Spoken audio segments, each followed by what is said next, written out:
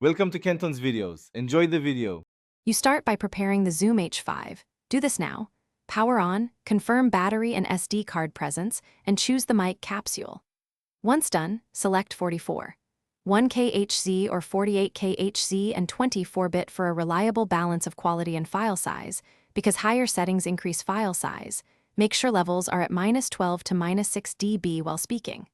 Finally, enable phantom power only if using condenser mics. This prevents damage and ensures proper gain for professional recordings. You now move into active recording.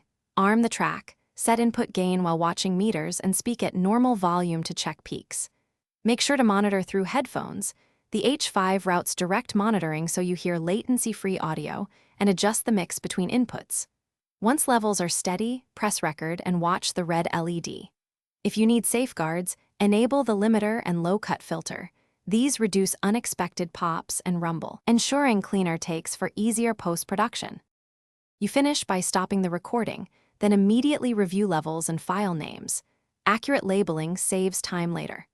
Transfer files via USB or a card reader and back them up before editing, normalize and trim in your DAW, and apply gentle EQ or compression only as needed to preserve dynamics. If you encounter silence, check the capsule seating, confirm input selection, verify battery and phantom power, and inspect gain. These simple checks resolve most problems. Thanks for watching. Consider subscribing if we helped you.